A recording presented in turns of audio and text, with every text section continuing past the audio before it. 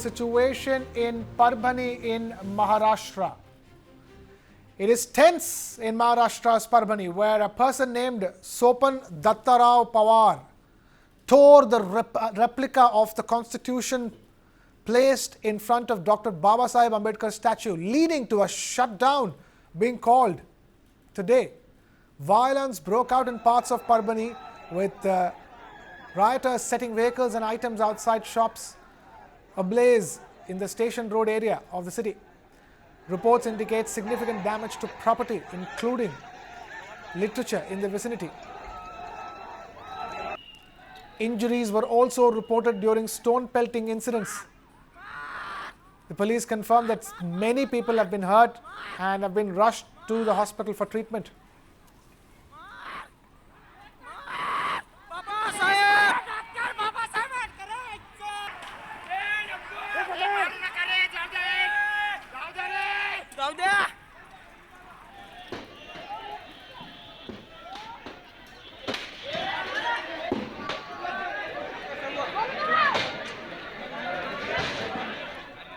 A bandh is being called in Parbhani after a person named Sopan Dattarao Pawar on Tuesday, the 10th of December, tore a replica of the Constitution book held by the statue of Dr. B.R. Ambedkar outside the Parbhani railway station in Maharashtra, triggering arson and stone pelting.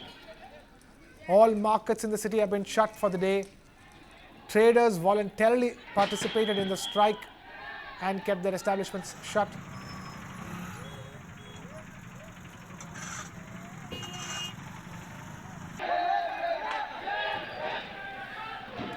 Now we have our correspondent Nazir Khan joining us live from Parbhani. Nazir, बताइए अभी फिलहाल इस वक्त स्थिति क्या है Parbhani में?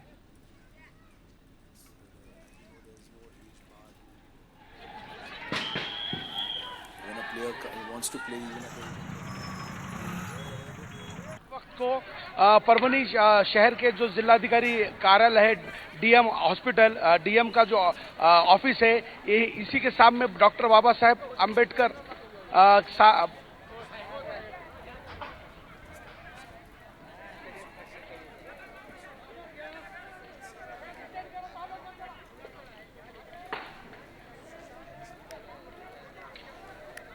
नाजिर खान, बताइए, आप बता रहे थे कि स्थिति क्या है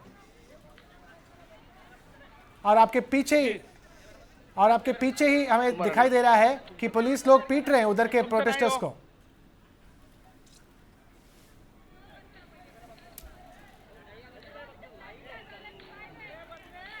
जी देखिए, कल जिलाधिकारी कार्यालय के सामने यहाँ पर बाबा साहब अम्बेडकर का जो स्टैच्यू है, वो स्टैच्यू पर विटंबना की घटना हुई थी, लेकिन उस घटना को लेकर दलित संगठनों की तरफ से आज परभनी बंद का आह्वान किया गया था। लेकिन इस बंद को कहीं पर हिंसक कुछ हालत हुए हैं। उसके बाद तकरीबन बहुत सी जगहों पर आगजनी की घटना घटी।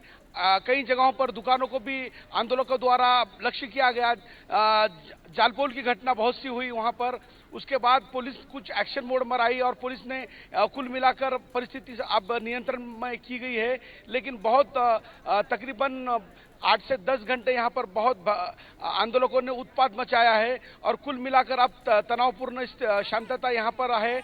नांदेड़ रीजन के आईजी शाहजी उमाप स्वयं परभनी में दाखिल हुए थे और उन्होंने पूरी परिस्थिति पर नियंत्रण पाया है। अब आंदोलकों को यहाँ सर जिला अधिकारी कार्यालय से भगाने में यहाँ पर पुलिस को काफी हद तक यश मिला है। अब स्थिति नियंत्रण में है और पुलिस ने सौम्य लाठीचार्ज करने के बाद यहाँ पर प्रोटेस्टर्स जो है वो अभी लगभग यहाँ से निकल जा चुके हैं। स्थिति बहुत ही शांत फिलवक्त यहाँ पर है। जी Nazir Khan there joining us with that live report, and News9 is bringing you exclusive visuals of the chaos that's unfolding in Parbhani in Maharashtra, where violent mobs have left a trail of destruction. On Basmat Road and Khanapur Fata, numerous vehicles have been torched by the rioters. Major city hubs like Station Road, Gandhi Park and Shivaji Chowk have witnessed stone pelting and arson, with vehicles and property outside shops being targeted. The rioters also vandalized shop signboards and destroyed CCTV cameras using sticks and stones.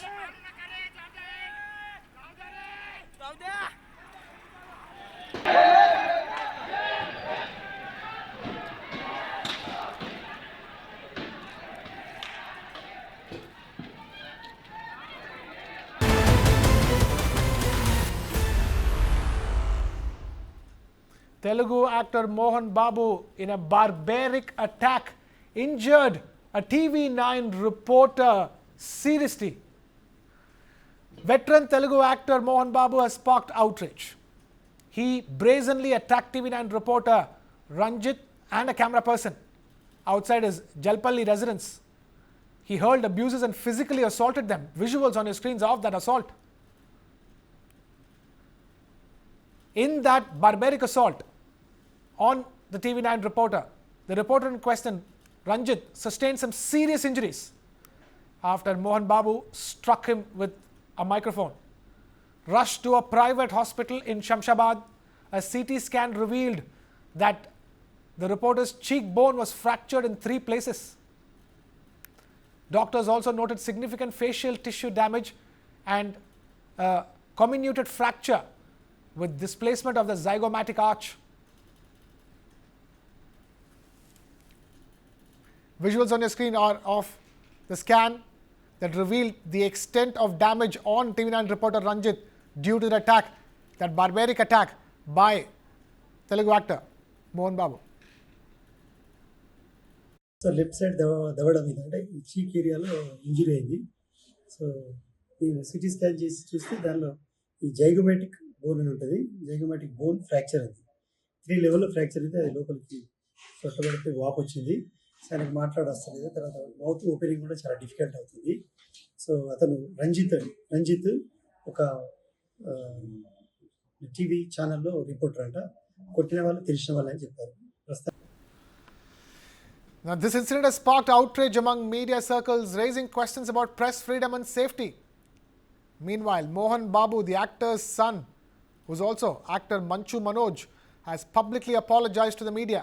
Speaking to reporters, Manoj said misunderstandings have caused turmoil within the family. A close associate of his brother Vishnu has been spreading rumors, according to him, creating conflicts between him, his parents, his wife.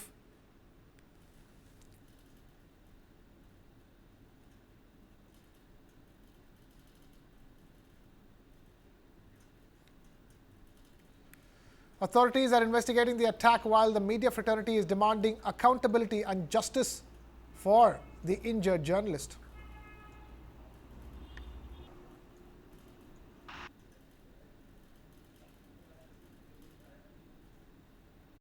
Hospital में admit हुआ।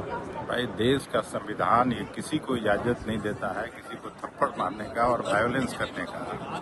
ये निंदनीय है और किसी को चाहे वो प्रधानमंत्री से लेकर नीचे तक का कोई व्यक्ति हो किसी को ये अधिकार नहीं है। डॉक्टर जो है एडमिट है हॉस्पिटल में। देखिए ये बहुत ही दुखद है और इस तरह की अराजकता उद्दंडता किसी भी स्तर पर जो है वो लोकतांत्रिक व्यवस्था में एक्सेप्टेबल नहीं है और जिन्होंने ये किया है काम उनको जो है वो क्षमा। हॉस्पिटल में अभी एडमिट है सर। एक्टर और इन लोगों से नेताओं से बहुत उम्मीद आप मत करिए। ये लोग हमेशा एग्रेशन में और अहंकार में रहते हैं और अहंकार के कारण उनमें पैसेंस नहीं है और यदि आपको कोई चीज़ बुरा लगा तो आप जवाब ना दो, या तो हट जाओ या तो मैक मारने की क्या जरूरत है भैया। कॉमन मैन आप टीवी देखो, सवाल जो मुद्दे हैं मुद्दे पर बात होगी, इसीलिए आप हीरो हीरोइन से बहुत उम्मीद मत करो। बहुत लोगों से लगभग एग्रेशन में जीते हैं और लगभग की स्थिति एक ही है। क्या माफी मांगनी चाहिए उनको? एकदम आंख बंद करके जिस तरह का उन्होंने बिहेव किया उसको हर परिस्थितियों में एक्सक्यूज करना चाहिए, क्योंकि क्षमा मांगने वाला बड़ा होता है, माफ करने वाला भी बड़ा होता है। जर्नलिस्ट को we have to respect them. They're doing an amazing job to bring the suffering of the people of the various societies to various lives. So I think we need to respect them. We need to take utmost care of them. And I request that whatever has happened is regrettable, and I hope there will be apology from the other side. किसी को भी journalist के ऊपर हाथ उठाना that is wrong in itself, और किसी इंसान के खिलाफ भी हम बेवजह हाथ उठाना ठीक नहीं। मोहन बाबू हैं, वेटरन एक्ट्रेस हैं और एक्टर हैं और साथ में पॉलिटिशियन भी हैं। उनका डिस्प्यूट चल रहा था अपने ही फैमिली में और सड़क पे आ गया था। जब TV 9 का रिपोर्टर वहाँ पूछने गया तो उन्होंने माइक से उसके चेहरे पे मारा। वो गंभीर अस्पताल में भर्ती है। उनके खिलाफ कानूनी रूप से कार्रवाई होनी चाहिए। ये बिल्कुल गलत है। आपसे अगर कोई पत्रकार सवाल पूछ रहा है, आप नहीं देना चाहते मत दीजिए, लेकिन आपको मारपीट करने का हक नहीं। राज्य सरकार एक्शन ले सर, निश्चित रूप से जी। बाकी that barbaric attack is being slammed by one and all across the board by politicians and the media fraternity alike. Even as the son of the actor in question, Mohan Babu, although he has apologized to the media, for now what we understand is that Mohan Babu, the actor, has been hospitalized. He is playing the victim card, but clearly there are no surprises as to who the victim is in this particular case, because everything has been captured by the cameras as to what exactly happened. The reporter in question has sustained 3 fractures on his face, an extremely painful predicament that he is going through just for the sake of doing his job as a journalist.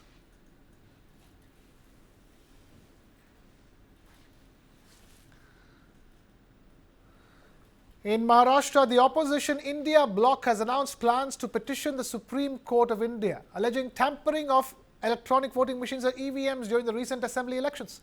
The alliance claims that the ruling NDA manipulated the election process in both Maharashtra and Haryana to secure an unfair advantage. They argue that EVMs were compromised to favor the government.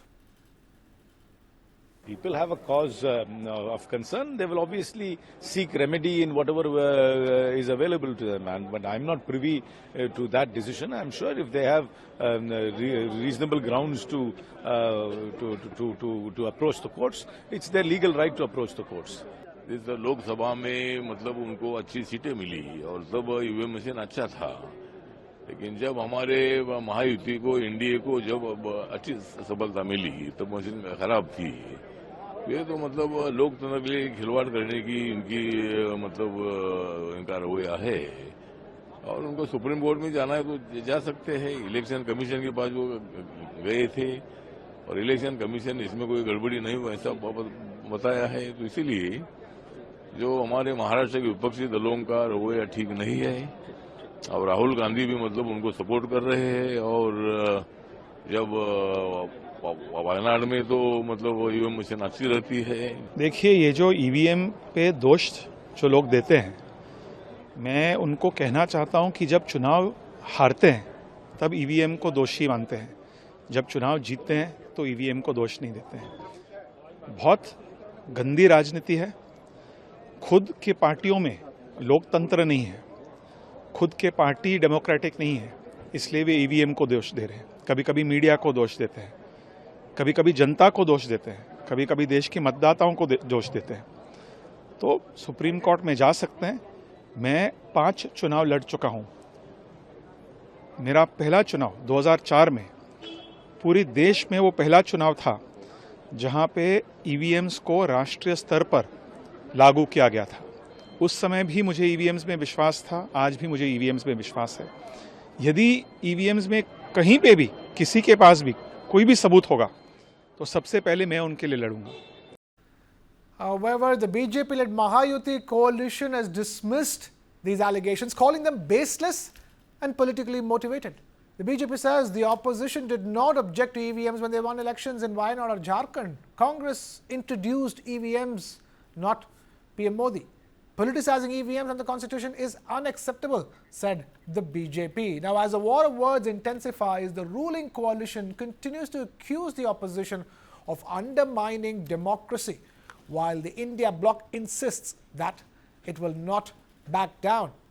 Addressing a press conference, Congress Party President Mallikarjun Kharge strongly criticized Rajya Sabha Chairman Jagdeep Dhankar, accusing him of undermining the dignity of the country and the sanctity of parliamentary democracy.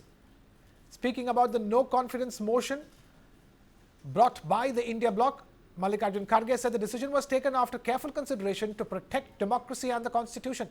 Kharge further stated that the chairman behaves like a headmaster, limiting opposition voices and preventing important issues from being discussed in a structured manner. He has repeatedly stopped the opposition leaders from speaking, according to Mallikarjun Kharge.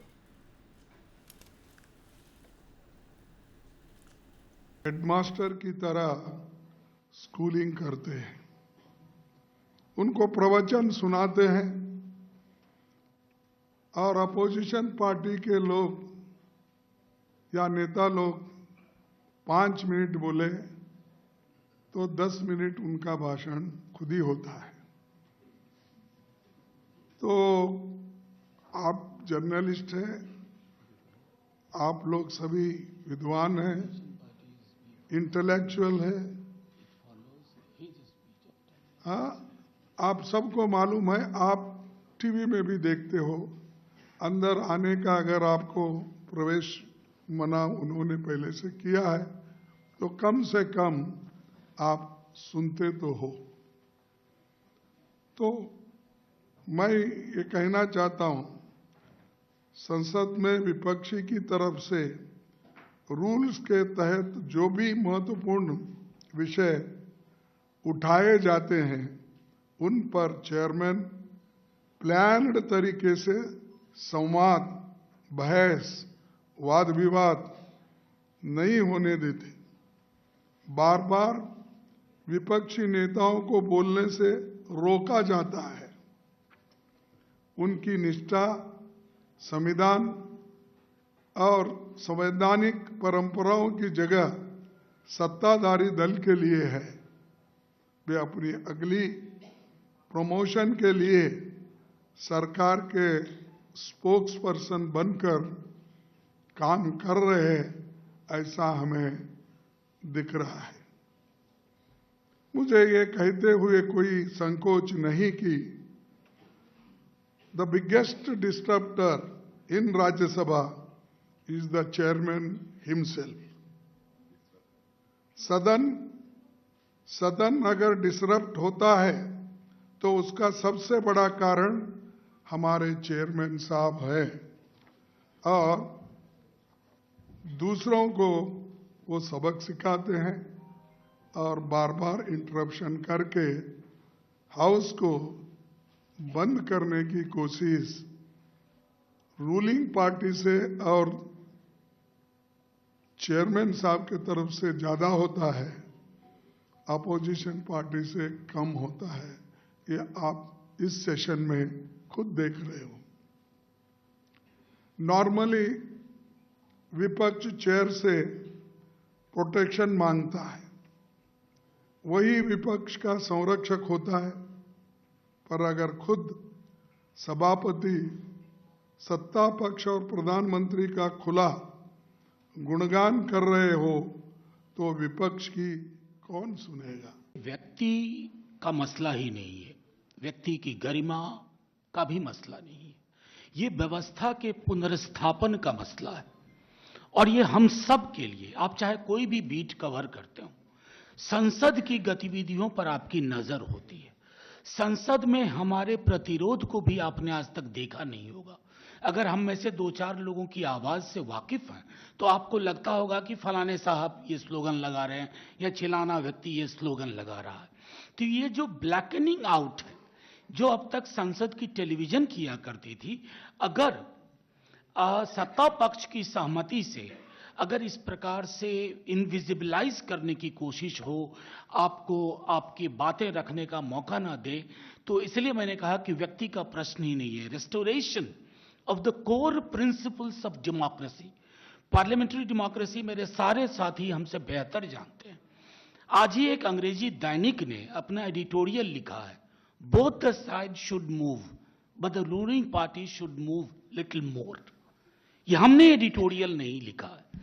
कल अगर आपने कल या परसों का आपने अगर proceedings देखा हो तो एक एक करके सत्ता पक्ष के ऐसे लोग जिनके लिए व्यक्तिगत बहुत सम्मान था, लेकिन आप जिस प्रकार की भाषा, शब्दावली का प्रयोग कर रहे हैं, उससे सिर्फ ना हमें पीड़ा होती है, हमें लगता है कि कल को जब सत्ता परिवर्तन भी होगा, क्या हम पार्लियामेंट्री डेमोक्रेसी को रिपेयर कर पाएंगे, रिस्टोर कर पाएंगे?